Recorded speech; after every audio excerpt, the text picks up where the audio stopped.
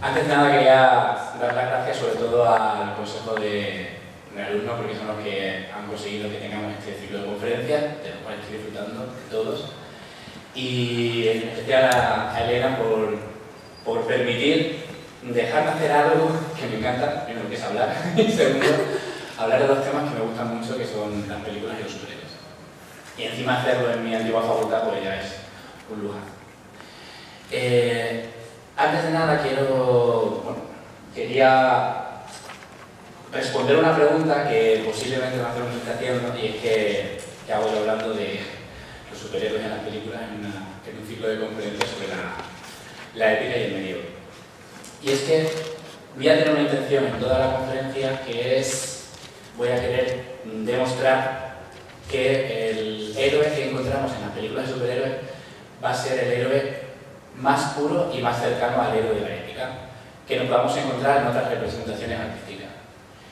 Y voy a basar toda la conferencia en esa demostración. Antes de nada quería hacer una serie de aclaraciones, qué definiciones he usado yo de los términos para poder utilizar esta defensa. Para explicar qué es un héroe, qué es lo que yo entiendo como un héroe, obvio directamente al diccionario de la Academia, soy filólogo.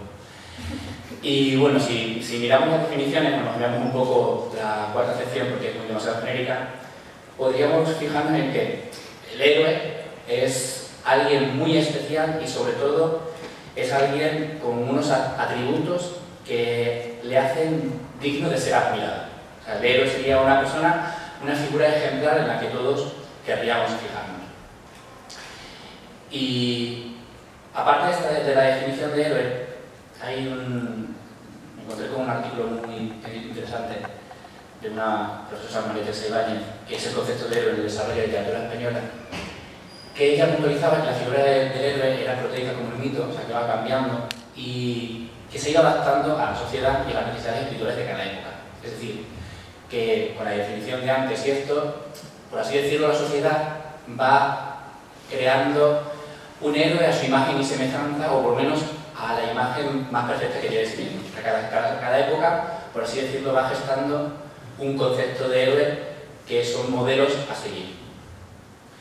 Y para aclarar qué es lo que yo pienso, que considero como héroe más puro, pues quería hacer alusión a la obra del héroe de mi cara de Joseph Campbell, que, bueno, no sé si conocéis la obra, es pues, uno de los mayores estudios que hay sobre el héroe y sus viajes y todos los mitos y leyendas de muchas culturas. Además, este hombre hizo un esquema cómo podría establecerse todo el viaje del héroe y prácticamente todos los mitos y todas las leyendas con héroe podrían casar a la perfección. Bueno, pues Joseph Campbell en su epílogo llegaba a afirmar que, me parece el 49, llegaba a afirmar que no estamos en época de crear héroes. Decía que no estamos en tiempo de dioses y no estamos en tiempo de héroes. Él decía que la aparición de la ciencia, de la tecnología, incluso del ideal democrático que permite al individuo autodefinirse, han hecho que ese mundo capaz de crear héroes no se pueda realizar. Y él afirmaba que no era momento para hacer este tipo, o por lo menos héroes como los héroes clásicos. La profesora María Teresa de antes también añadía que a esto que dice Joseph Campbell ha contribuido el hecho del éxito de los antihéroes, el atractivo que ha generado en la literatura contemporánea, en toda la literatura del siglo XX, de ese antihéroe, ha hecho que tampoco se pueda dar lugar o dar cabida a ellos. Pero luego, más abajo en el artículo, ella misma dice que tampoco es de todo así, aunque la sociología diga que no estamos en una época en la que vayamos a creer en héroes.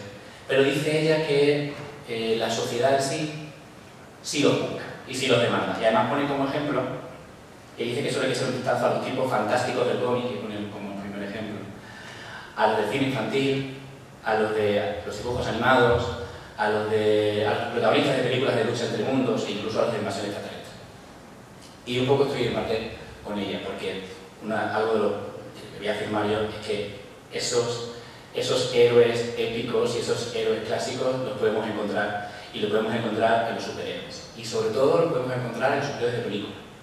Y voy a puntualizar películas porque sí es cierto que el cómic ya hace mucho tiempo que cayó seducido por el antihéroe, y más o menos en los años 80, 86, cuando se editaron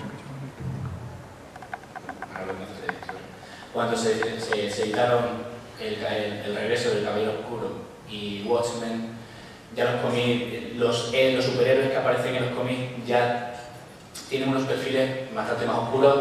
Nos vamos a encontrar con superhéroes de corte clásico, pero también vamos a encontrar muchos héroes de otro tipo. Y yo quiero defender cómo en el cine todavía no está contagiado.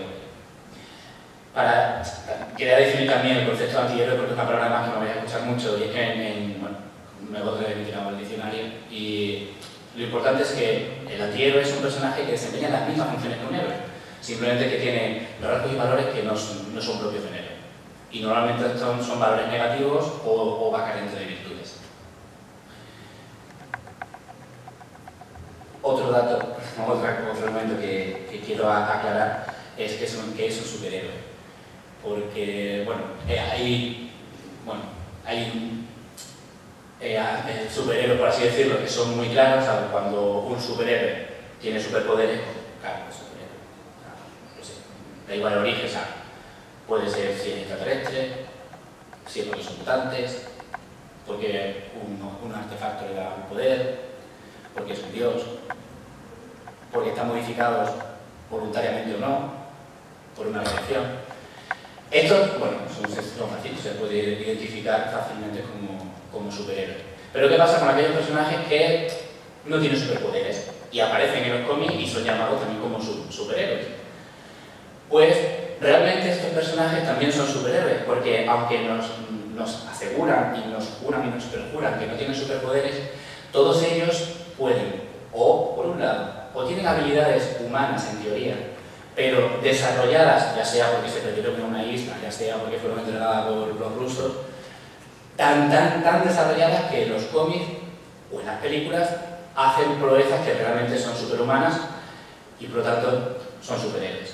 O tienen artefactos que, como dice un personaje de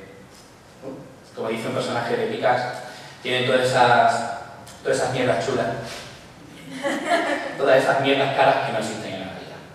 Y que no existen en la realidad del personaje. O sea, no solo en nuestra realidad, sino incluso, porque hay veces que nos vamos a encontrar con héroes que están en otra realidad, o están en un futuro distópico, e incluso, y puede ser que a lo mejor hay superhéroes que están en esa realidad, todos los que les rodean no tienen los objetos que él tiene. Por ejemplo, dentro de todos estos personajes, para mí no lo incluiría como héroe, aparte de ser un antihéroe, a Punisher, porque no tiene ni una sola habilidad que le haga diferente de cualquier otro asesino, porque realmente es asesino. No es que tenga unas armas que otros no tengan, o una habilidad con ella, una destreza con las armas que otros no tengan. Entonces, Punisher, por ejemplo, en toda la conferencia no lo voy a escuchar hablar. O, por ejemplo, el juez Dredd está en un futuro, es verdad que tiene armas chulas que no tenemos nosotros, pero sí posee cualquier otro juez que tiene en su realidad. Entonces, es otro personaje que tampoco incluiría dentro de los superhéroes. Sería otro tipo de personaje, pero no lo incluiría dentro de superhéroes. Pues, para hacer este análisis que quiero hacer de la evolución de los superhéroes en el cine, he hecho unas divisiones, una división mía propia, he hecho una división en la cronología de las películas y he establecido una serie de etapas que creo que son las que han marcado esa evolución. Para hacer esta división me he fijado en varios aspectos que son los que creo que han marcado esa evolución de los personajes. Uno ha sido las características del conjunto en sí de la película. Otro aspecto en el que me he fijado para hacer la división es la característica del superhéroe protagonista. Y un tercero, y sobre todo cuando llegue al final de la conferencia entenderéis por qué este aspecto es muy importante, la repercusión que ha tenido la película. Y cuando digo repercusión, sobre todo voy a hacer referencia a la repercusión en taquilla, porque dentro de la industria cinematográfica hace 40 años que prácticamente quien manda o quien dice hacia dónde van los caminos, primero son los productores y luego son los espectadores, porque el sistema de trabajo ahora de las grandes productoras es siempre ir sobre lo seguro. Así que esta división que he hecho lo he dividido en 4 etapas, las 2 primeras que casi pueden formar una, y luego otras 2. La primera sería la etapa de los orígenes, por así decirlo, que englobarían la primera década de las películas de Superman y todas sus secuelas. La segunda etapa, que sería la de los años 90, con la aparición de Batman de Tim Burton. La tercera sería con el 2000, con la aparición de X-Men y lo que he llamado el boom de las películas de superhéroes. Y la última sería la consolidación de un género, que sería con la aparición de Iron Man y, sobre todo, bueno, la aparición de Iron Man y la creación del universo cinematográfico de Marvel.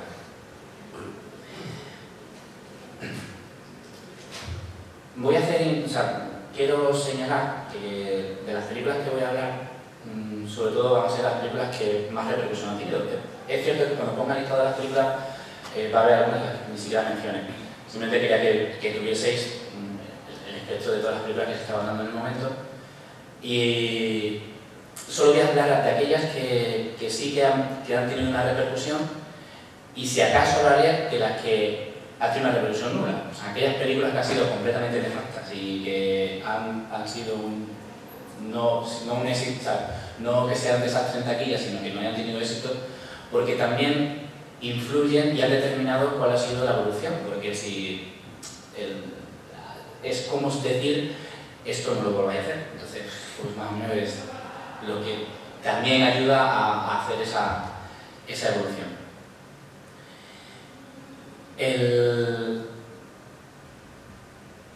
La primera etapa, que empieza con Superman, uno podría pensar que parece que es como el destino, ¿no? Que la primera película sea Superman, cuando realmente el primer superhéroe también fue Superman, y pues todo es que ha sido cosas del destino. Bueno, no es tan del destino.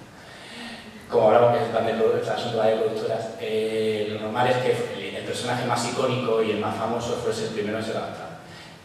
Hubo muchos intentos antes. O sea, esta fue la primera película, o sea, la película de Charones fue la primera que se hizo, pero sí que se intentó hacer el telefilme, que eso se me había puntualizado. No voy a tener en cuenta los telefilmes ni la serie de televisión, porque es un lenguaje completamente diferente, tiene otro tipo de estructura y además también su negocio funciona de otro modo. Entonces, como una de las cosas que quiero reflejar es cómo repercute en la evolución del héroe el sistema de producción,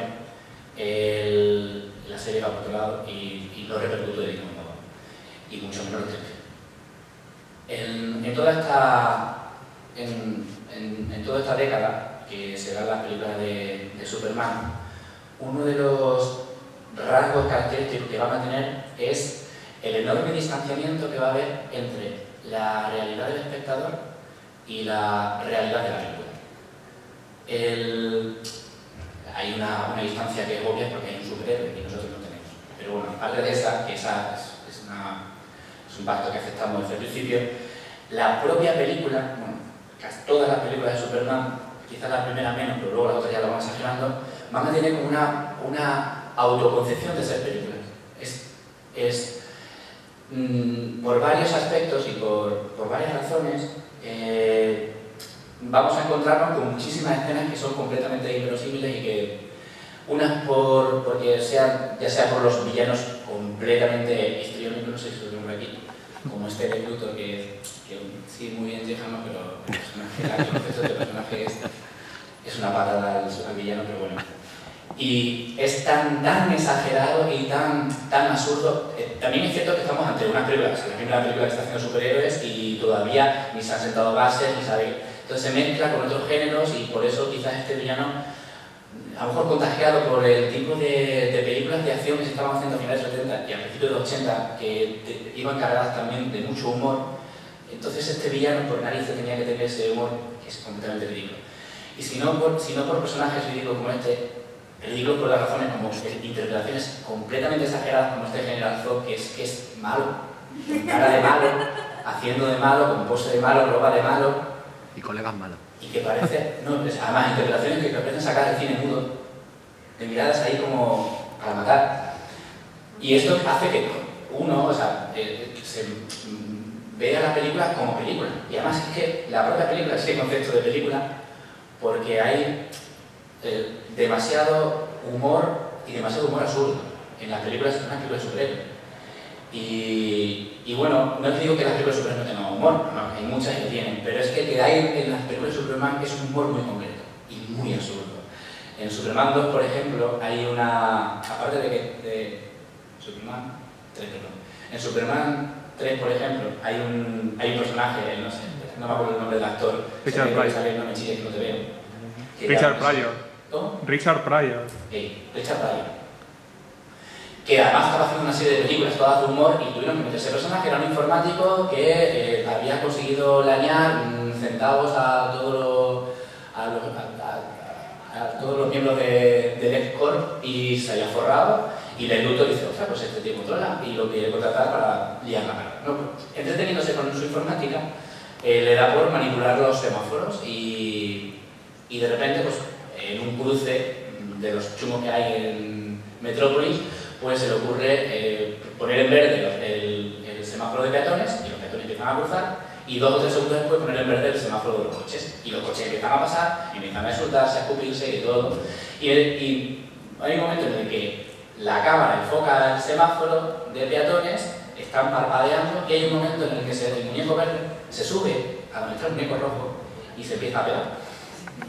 A este tipo de humor, este tipo de payasadas, es lo que digo que hace que se cree ese distanciamiento y que además es algo que va a estar en las 4 películas de Superman y cada vez más acentuado, cada vez más inverosímil y cada vez más absurdo. Y ya en Supergirl, pues ya es horroroso, o sea, la mala es mucho más histriónica, los escenarios son mucho más ridículos y los elementos planteados son mucho más absurdos.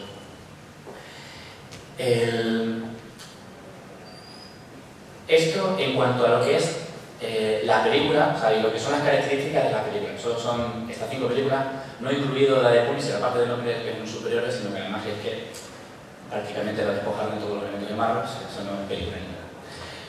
Los rasgos que tiene este superhéroe, de estas películas, en este caso es Superman y un poquito Supergirl, es que, bueno, estas películas no van a tener ninguna parte del metraje, ni va a preocuparse ni en enseñarnos, porque ahora que hemos visto más películas superiores estamos más acostumbrados, pero no se va a molestar en mostrarnos cómo adquiere los poderes o cómo aprende a usarlos, y tampoco nos va a enseñar cómo acepta la decisión de ser héroe, que realmente son dos aspectos muy importantes cuando haces una película de origen de un superhéroe. Y esta primera película, por ejemplo, de Richard Donner, te explica el origen de Superman, te explica cómo llega a la Tierra y todo lo de Krypton, pero ya está, no te dicen las dificultades que tuvo. Bueno, hay un momento, hay una frase con el padre de querer ser normal, pero no, ni plantea dualidad, ni crisis, no hay una reflexión sobre cómo se convierte en héroe, y él no decide ser héroe por un motivo concreto, decide ser héroe porque Jor-El se lo dice, vas a ser el líder de los humanos y sí, lo que te necesita, y ya está, no hay más.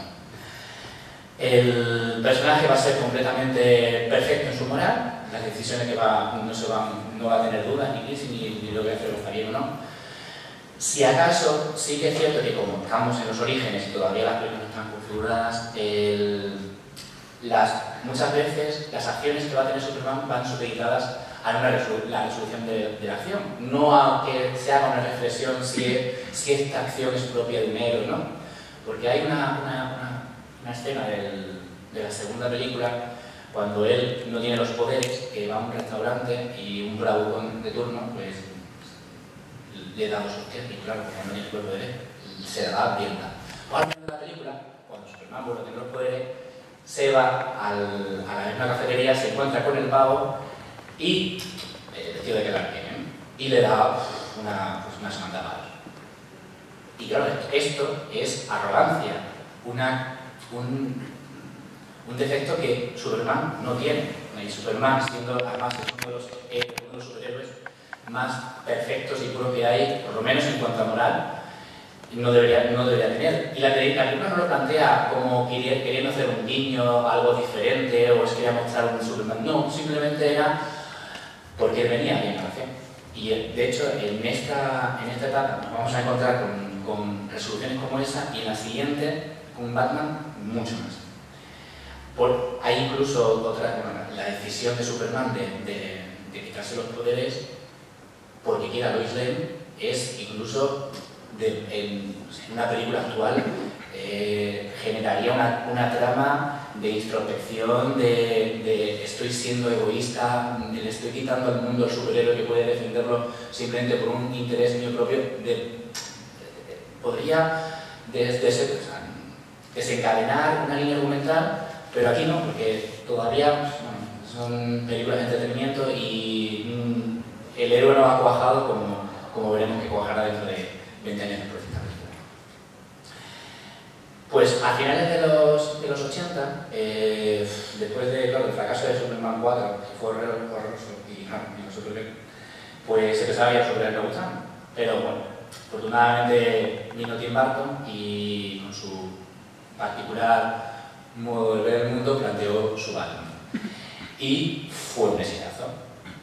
Y volvió otra vez a ser interesante los superhéroes. Y en los años 90 tenemos de nuevo una serie de películas de superhéroes encabezadas por Batman, y de hecho, como son las principales, es decir, son las que tuvieron una repercusión mayor en la taquilla y tuvieron una repercusión mayor mediáticamente, tanto sus éxitos como sus fracasos son los que van a determinar la evolución del héroe en estos años.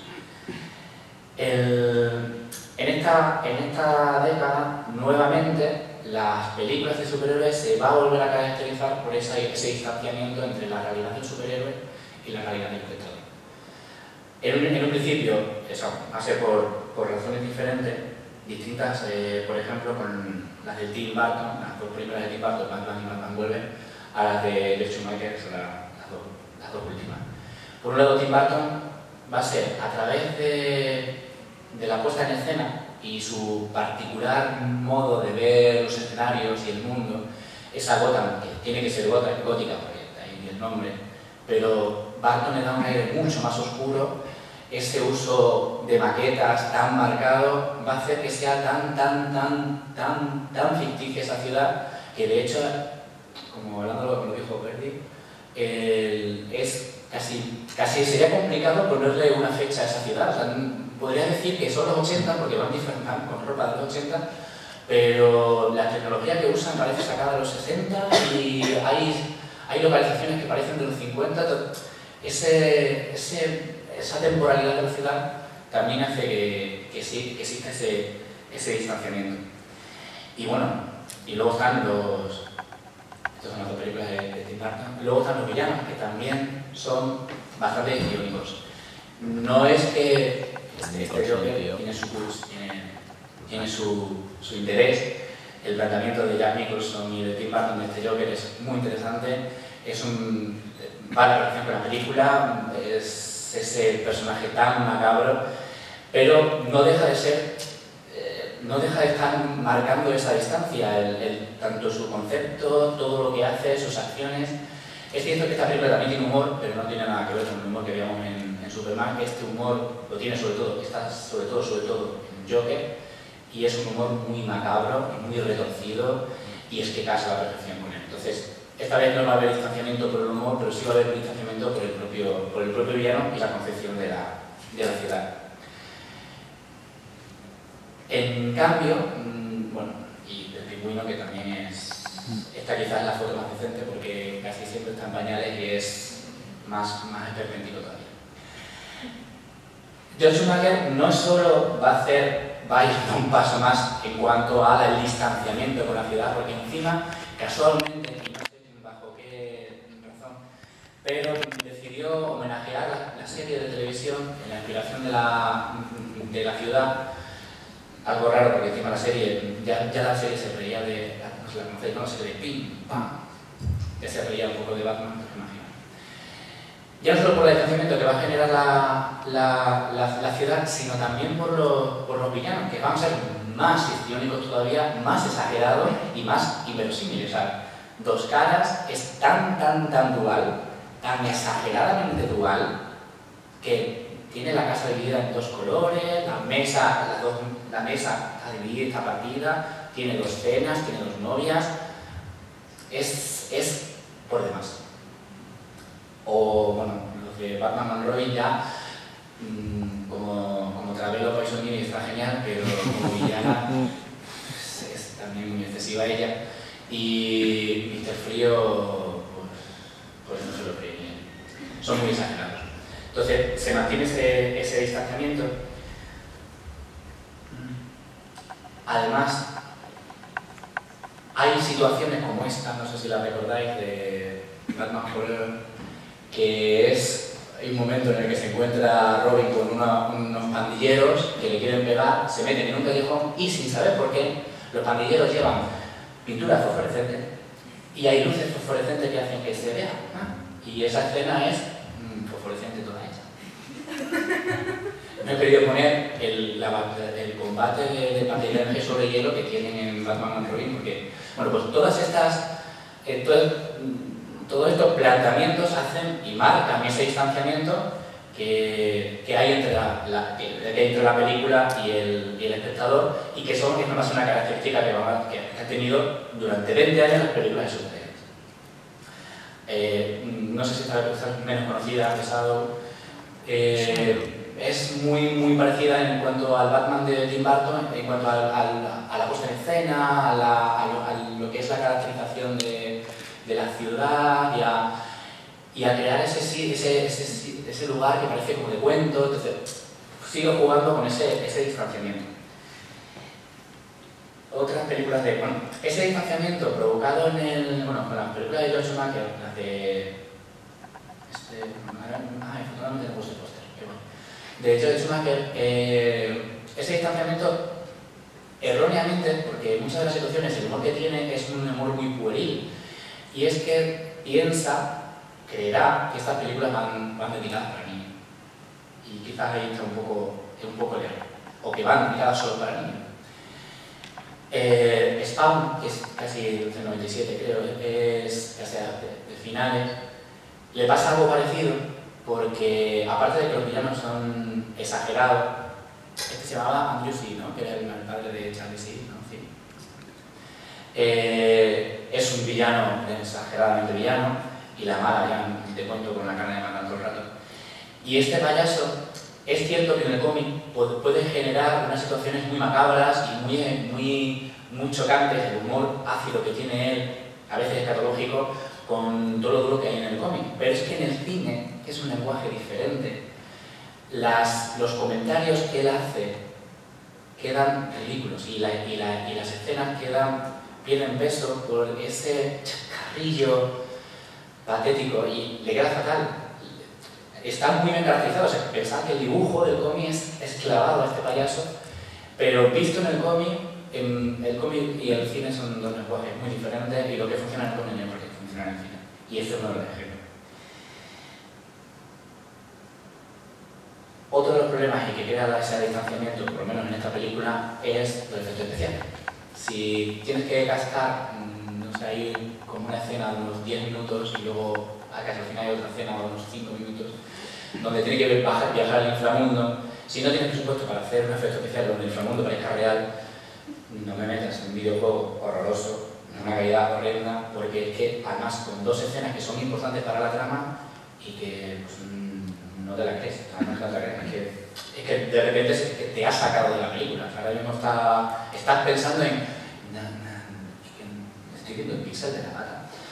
Entonces, bueno, pues todas estas películas, no sé, la siguiente, tienen marcado ese distanciamiento. Si os recordáis, en el listado está incluido también Blade. Blade se separa de todo esto. Blade, por primera vez, ya por fin, una película de superhéroes se lo toma en serio. Y es la primera vez que una película suprime todo ese distanciamiento, salvo los elementos sobrenaturales que tiene la propia historia. Pero suprime ese distanciamiento y hasta Blade no se había hecho. La he incluido, está dentro de este, porque todavía Blade, pese a que sí que tiene su repercusión y sí que, de hecho, se convierte en la primera franquicia de Marvel, no tiene una recaudación y no genera el furor que va a causar X-Men, que sí es la que va a generar esa fiebre por los superhéroes. Pero sí que es, por así decirlo, Blade sería la película que dio paso a lo que iba a venir después. Las características que va a tener este héroe, el héroe de esta década de los 90, sigue sin haber un metraje concreto en el que se nos enseñe cómo adquiere los poderes, porque si nos avisan de por qué tiene, bueno, en este caso nos avisan por qué se ha vuelto superhéroe, porque es superhéroe, en el caso de Batman es por la muerte de los padres y se nos dice en un flashback, pero no se dedica un metraje concreto a desarrollar una trama en la que el personaje ve en pantalla, con acciones transcurridas en pantalla, le obliguen a tomar ese papel. Y tampoco tampoco va a haber un momento, nos va a enseñar cómo se adquiere los poderes.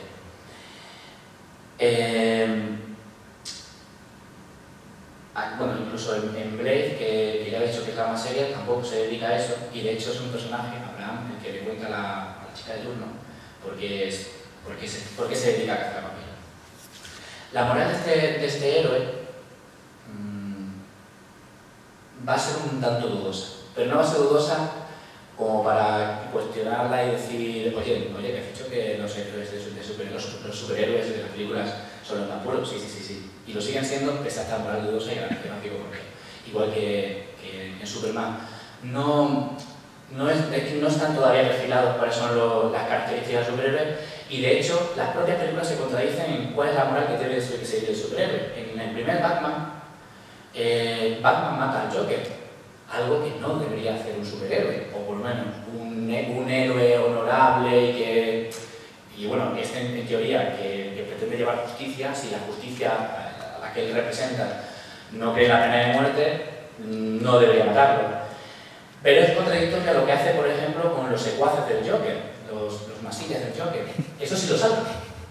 Misteriosamente, a los masillas no lo salva, pero al villano lo mata. Y el mismo director, Tim Burton, 3 años después, no, 3 años después, en Batman vuelve, lo hace al revés. De repente llega Batman con su Batmóvil, se le presenta un masilla y le da la vuelta al coche y le prende fuego con el propulsor y quema, y lo quema, se queda macho. Y luego, nada, 5 minutos después, una bomba de las que tenía el pingüino, se la casca a uno en el pantalón, lo tira por una alcantarilla y explota adentro. Pero luego tiene los estos de decirle a Selina, a Catwoman, no mates al malo, que el malo tiene que llegar a justicia. ¿Sabes qué? Que como no están todavía perfilados, o sea, todavía no se sabe, y aún así estas acciones no es porque el guionista esté planteando es que quiero darle esta dualidad de justiciero, pero no, es que no se sabe todavía cómo funciona el héroe y realmente el héroe no debe ajusticiar, pero la acción del coche quemando al pavo quedaba bien, igual que el final del Joker cayendo al vacío también quedaba bien, y eran resoluciones de las tramas. Lo mismo va a hacer Schumacher con Batman Forever y Batman Robin, porque es que en Batman Forever mata a Dos Caras, o sea, provoca que Dos Caras se caiga al tirar las monedas, pero sí salva a los secuaces. Y luego el mismo director, en la película de Batman Robin, es capaz de salvar a los villanos e incluso tenía una conversación con Mr. Frío, tú fuiste bueno antes, puedes redimirte, o sea que, como os digo, no están perfilados estos aspectos. En Spawn, por ejemplo, también existe este conflicto de qué hacer, porque hay dos villanos, aparte del demonio, el Borgia y del payaso, que bueno, ajusticiar a un demonio y a un payaso no plantea ninguna duda moral. Pero sí a los dos humanos que Spawn sí mata a una, mata a la vaga, con esa cara de mala, había que matarla, pero no mata al otro. Al otro hace que se lo lleve a la policía, o sea, en la misma película tienen ese conflicto de a ti sí te vengo, porque quería vengarse, la trama va de esto, de la venganza, y con uno sí se venga y con el otro no. Blade, que es la última película de esta década, no plantea ninguna crisis moral ni individual, porque Blade mata vampiros y los vampiros no son humanos, y en ningún momento, en ninguna de las películas están caracterizados desde un punto de vista ni humano, ni tienen humanidad. Entonces no plantea, o sea, el hecho de que sean unos justicieros, no son justicieros, están salvando, o sea, no, como, no sé, salvar a las personas de un terremoto, que es asesino de terremoto. Entonces esos son los perfiles de estos 20 años y ese momento previo a este boom de superhéroes, y aquí es cuando ya empieza ya a perfilarse y ya empezamos ya a ver en qué se van a convertir las películas de superhéroes y empieza realmente a tomarse en serio. De hecho, el éxito de un superhéroe que me ha gustado mucho, que hace una reflexión sobre, porque ahora que estamos ya muy acostumbrados al triunfo de las películas de Marvel, yo que soy un fan de Marvel, durante muchísimos, no sé, todos los años que he visto Supermanes y Batman y no veía ni un solo superhéroe de Marvel en pantalla, este libro hace una reflexión de por qué tardó tanto y es más sobre eso. Bueno, pues cuando habla de la aparición de los X-Men, el autocito, dice que fue un éxito absoluto entre todas las franjas de público posible y que gustó a niños y a mayores, aficionados y a personas ajenas al cómic, y todo porque era una película hábilmente dirigida y consciente de dirigirse a un público inteligente de cualquier edad. Esto es importante porque es que es la primera vez que se toma, aparte de Blade, es la primera vez que se toma en serio una película de superhéroes. El director Bryan Singer empleó el mismo recurso que su tiempo empleó Richard Donner en la primera, y aún así, bueno, era dudoso, para llevar un superhéroe a la pantalla, que es tomarse el material en serio hasta el final. ¿Son héroes a pesar de sí mismos? Sí. ¿Son mutantes marginados y despreciados por sus poderes? Sí. ¿Luchan por la humanidad para abortar una previsible guerra genética? También. ¿Tienen uniformes coloristas y llamativos? No. Y esto también es importante.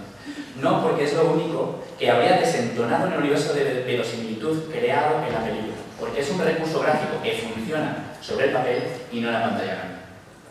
Por otro lado, y también dice que es fácil hacerlo con los X-Men por dos razones, y no con Superman, porque Superman es más icónico, es mucho más famoso y no puedes eliminar de su disfraz. Se puede hacer con X-Men porque cuando salió la película, salvo los que seguimos a los mutantes, no eran tan conocidos, y además es cierto que en los cómics se pasan más tiempo vestidos de calle que con los uniformes. Entonces, bueno, tampoco chirriaba tanto que no llevaran los uniformes. Pues el mero hecho, o sea, lo que estaba aquí Lorenzo Díaz afirmando en su libro, era que esa verosimilitud realmente es la que consigue ese éxito, y de hecho, esa verosimilitud es la que va a permitir el triunfo de las películas de superhéroes. Suena raro, porque estamos hablando de superhéroes y verosimilitud de superhéroes, parece que chocan, pero no, es que había dicho al principio de la conferencia, un héroe, uno de los rasgos que tiene que tener es que va a ser un espejo en el que mirarse, tiene que ser un icono a seguir, y no hemos podido empatizar con ninguno de los superhéroes anteriores porque no estaba en nuestro plano, estaban en otro plano completamente diferente. La película, el concepto de la película, el concepto de los personajes, hacía que lo viéramos en otro plano. Por primera vez, estas películas nos acercan, empatizamos con los personajes de un modo más cercano, y por primera vez estos superhéroes son héroes en los que es mirarnos y ser ellos iconos a seguir. No hay, en concreto además, en las películas de X-Men, casualmente que empezara con los X-Men, tiene un tema que es completamente atemporal, y prácticamente podría estar ligado a cualquier sociedad, a cualquier época, que es la marginación. O sea, en todas las sociedades y en todos los tiempos ha habido marginados.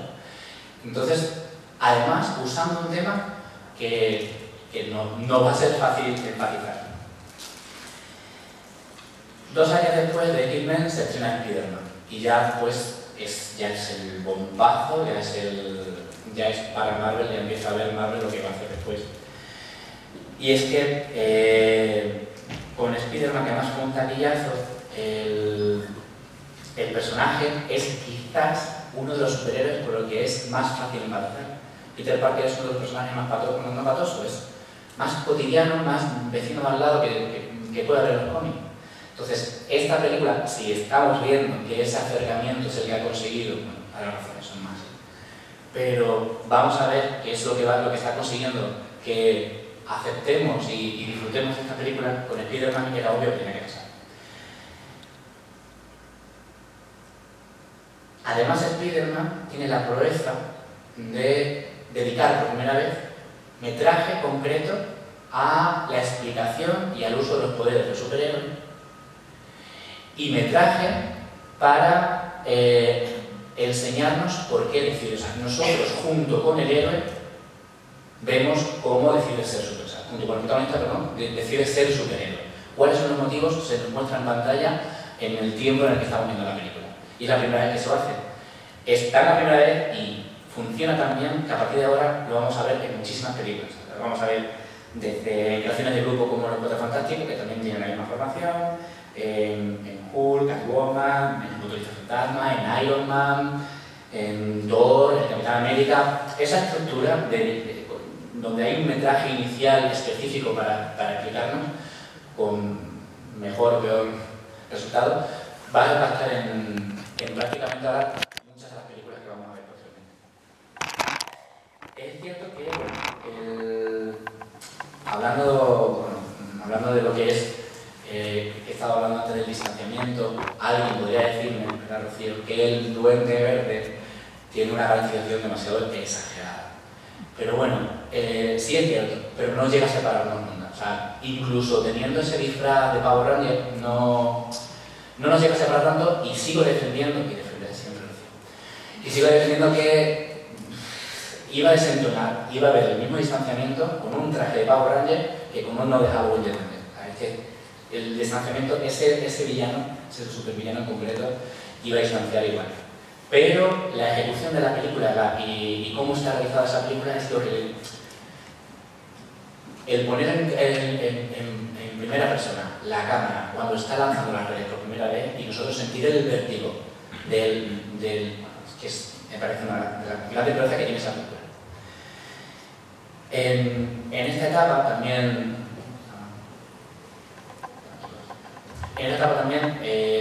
nos encontraremos con Los Cuatro Fantásticos, que será la primera vez que se construye un grupo, porque X-Men, aunque había sido el bombazo, pero X-Men ya está construido. Como mucho veremos la evolución, una evolución. A lo largo de toda la película es, si acaso Lobezno, el que decida pertenecer a... Bueno, el que Lobezno se termina comiendo la película, decide pertenecer al grupo. Y es posiblemente la única evolución que vemos, que es en cuanto a los planteamientos que se toman los superhéroes. Dentro de este tiempo también vamos a encontrarnos dos películas que, salvando la distancia, hacen algo muy concreto para el cine de superhéroes, que son Hulk de Ang Lee y el Batman Begins de Christopher Nolan. Y es la primera vez que utilizan al superhéroe para hacer una introspección sobre el héroe, un análisis psicológico, algo que se hace en cine con muchas historias, y Ang Lee, por cómo le gusta el conflicto y sobre todo las relaciones materno-filiales, pues coge a Hulk y en lugar de hacer un Dr. Jekyll y Mr. Hyde, que podía haber hecho, porque esa Hulk valdría para eso, decide centrarse en la relación de su padre, del padre e hijo, y los conflictos que tiene. Aparte de hacer un homenaje al cómic, porque tiene un lenguaje muy concreto en la película, y pese a que la película tiene un ritmo diferente, o no estamos acostumbrados a los que vemos películas superhéroes a verlo, es una película, por cuanto menos, llamativa y curiosa en cuanto a su planteamiento. Y Batman Begins, he de reconocer que para no acostumbrados a lecturas de cómic, y sobre todo lecturas de cómic de Batman, puede ser que se le pueda hacer lenta, porque tarda en arrancar la película. Pero una película, o sea, Christopher Nolan está sentando la base de lo que va a ser después su gran catedral en la película superior. Y eso es importante porque ya nos está diciendo algo de cómo están siendo las películas de superhéroes, o cómo se están tomando. Es cierto que hay otras películas están por ahí, como Daredevil, Catwoman, X-Men, la edición final, Motorista Fantasma. Pero como dije al principio, estas películas son necesarias también. O sea, estas películas han marcado lo que no debía hacerse. No solo porque no tuvieran éxito, sino por... O sea, hay algunas que no solo por el éxito, es que la crítica la ha vilipendiado y con razón. Pues, una de las características que va a tener este héroe en esta nueva etapa es que está más humanizado. Pero ese más humanizado no desde el punto de vista como hay una humanización que nos acerca al antihéroe, no. Es más humanizado, más cercano a nosotros y que consigue eso que decimos que ese espejo en el que mirarnos para mejor seguir. Pero curiosamente, pese a estar más humanizado, también se empieza a depurar toda la moralidad del héroe. Empieza a ser un héroe mucho más puro y mucho más moral. De hecho, aquí empiezan a aparecer personajes que en el cómic hay algunos que son antihéroes y de hecho hay algunos que tienen rasgos muy negativos, como por ejemplo Lobezno, y aquí su representación en el cine son completamente descafeinadas y completamente light y que están suavizados y es lo que hace que sean superiores con una moralidad mucho más alta, pese a que estén más humanizados. Hay algunos que no, es cierto, como Daredevil y el Motorista Fantasma, pero claro, ahí están la repercusión que tuvieron y lo que les pasó. Además que Daredevil encima es que traiciona al personaje, porque Daredevil no es un justiciero, o sea, sí es un justiciero, pero no es un juez ni es un verdugo.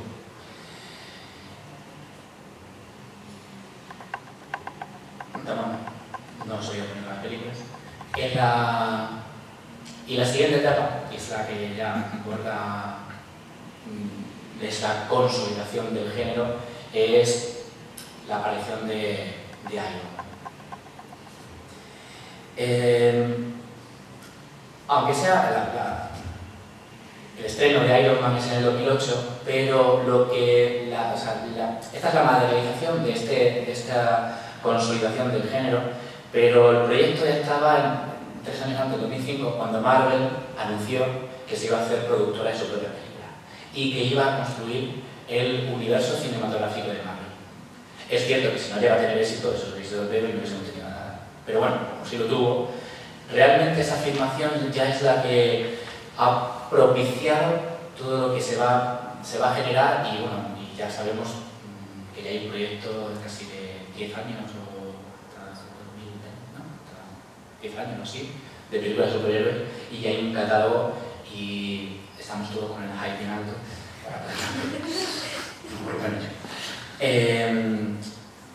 En esta etapa, bueno,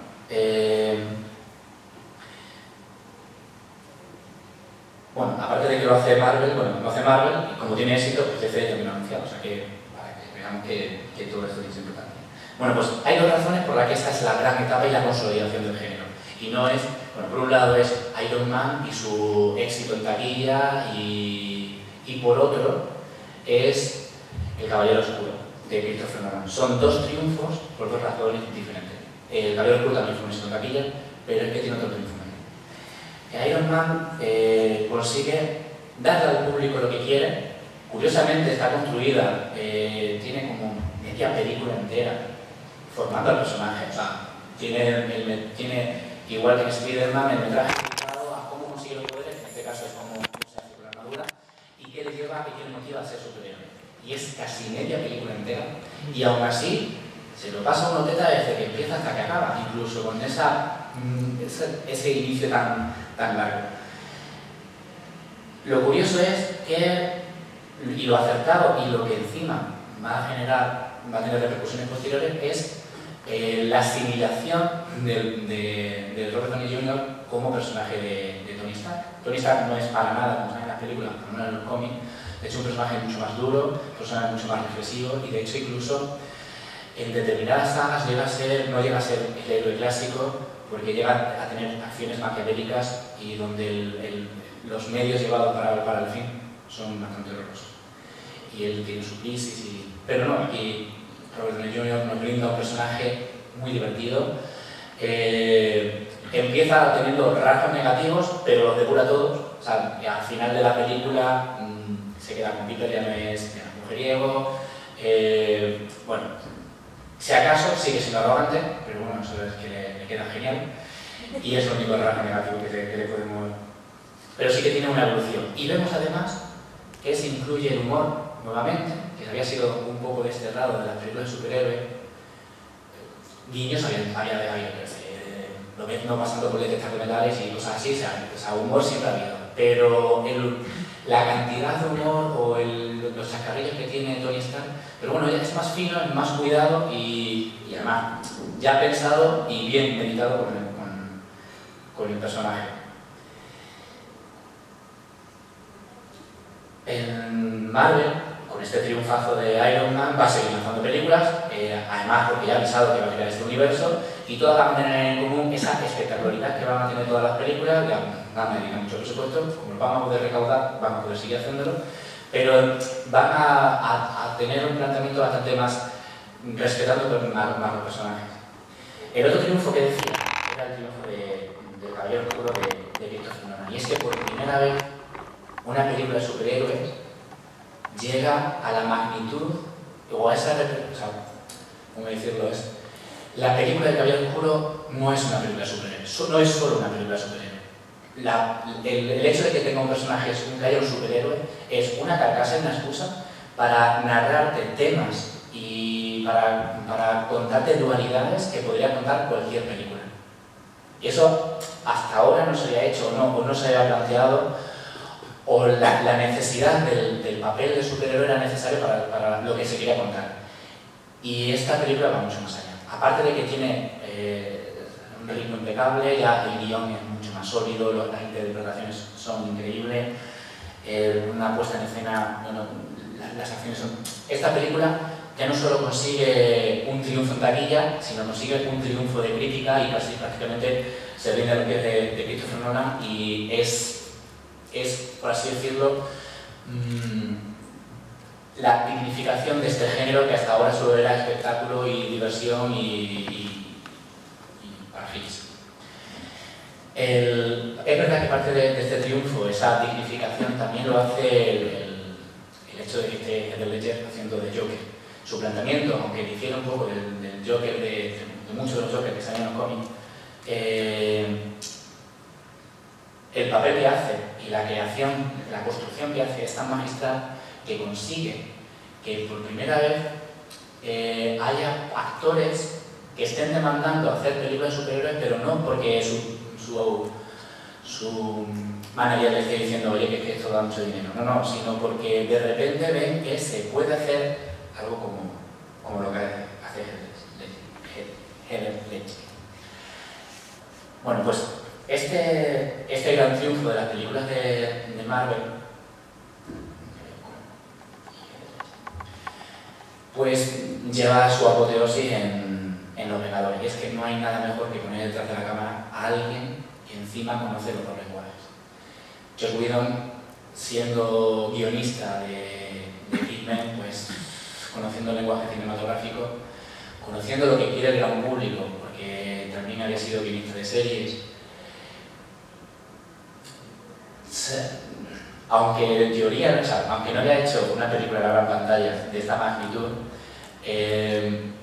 los fieles a Joss Whedon sabíamos lo que iba a ser capaz de hacer y lo consiguió, porque ese guión cargado de sus elementos, que era ese humor inteligente, y es que es muy importante que hace tiempo ya que las películas de superhéroes trata al espectador como alguien interesante.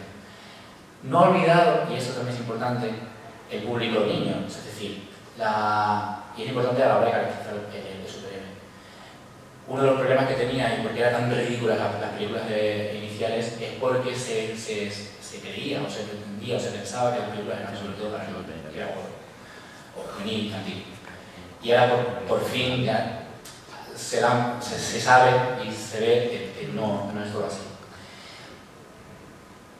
Los guiones están mucho mejor construidos y se puede hacer proezas cinematográficas como el plano secuencia final donde se están presentando los superhéroes y donde a quien le gusta el cine y a veces le gustan los superhéroes, pues entra en esta serie la otra. ¿Me he adelantado como veo? ¿No?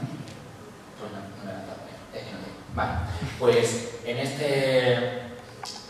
Claro, con todas estas películas, aparte de todas las de Iron Man, pues ya veremos tonos más serios a la hora de concebir las películas, como X-Men la primera generación y sobre todo en X-Men Días del Futuro Pasado. Las películas empiezan a tener unos guiones más compactos,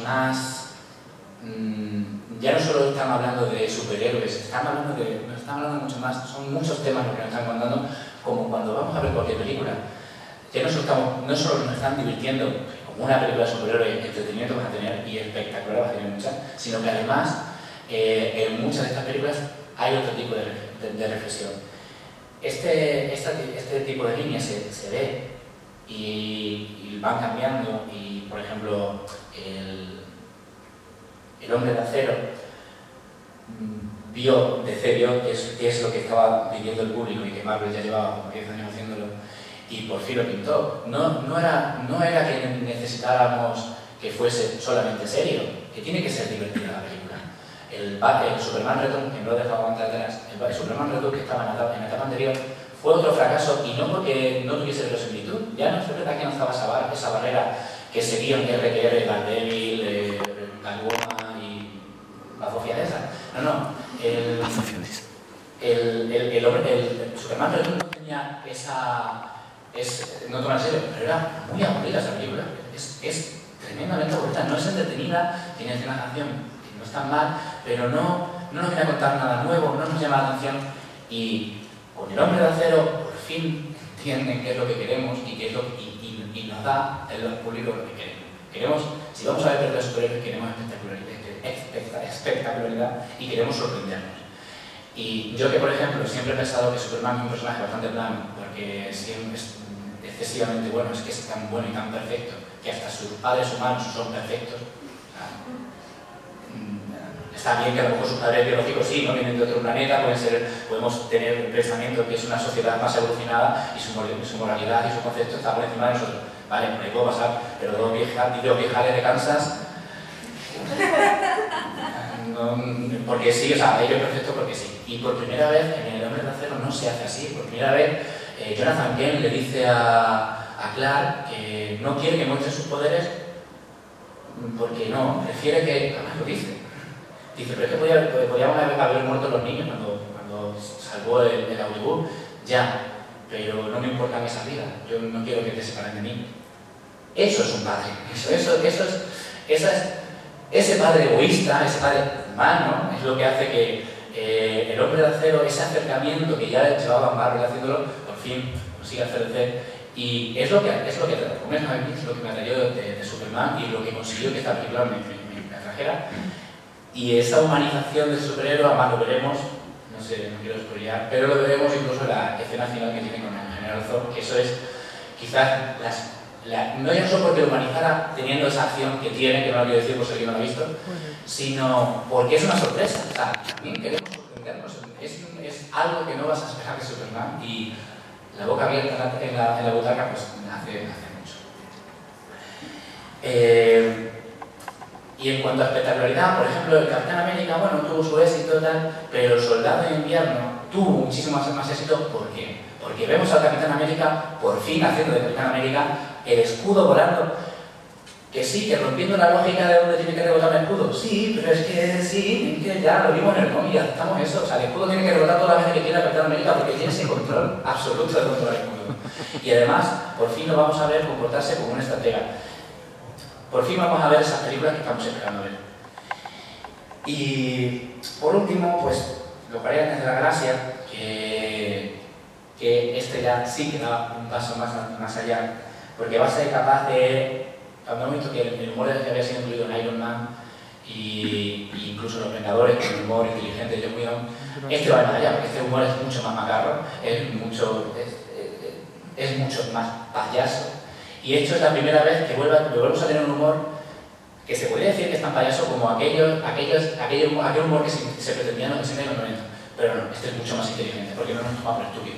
Entonces es un humor que, aunque sea muy tonto y muy payaso, sabe concebida para eso, para entretener. Y es, bueno, es una diferencia hasta ahí.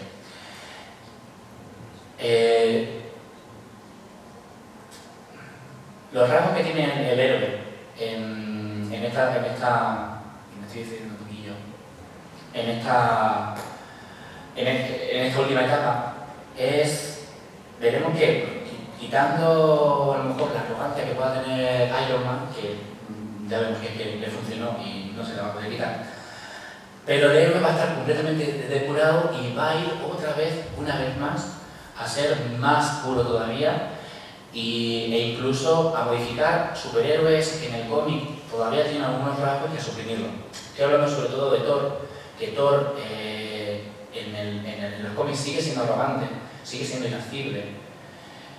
Y en la primera película, al final del metraje, él ha sido capaz de quitarse su bravuconería, su soberbia y hasta su irascibilidad para aceptar el cargo que le ha tocado. O sea, en solo una película, y llevamos años y años de cómics donde Thor todavía hay que echarle una parte de vez en cuando se busca un cable. Entonces, no va a haber esta aparición de antihéroes. He puesto esto porque va por otro lado. No va a haber una concepción, sigue sin haber cabida en las películas de superhéroes, sigue sin haber cabida antihéroes. Y bueno, me diréis, oye, ¿y esto quién me está contando? Esto, X-Men y Kick-Ass, pues son ejemplos muy claros y se están dando en este tiempo. Son reseñables por otra razón diferente, y es que hemos llegado al punto de entender el lenguaje de los superhéroes para poder ver Watchmen.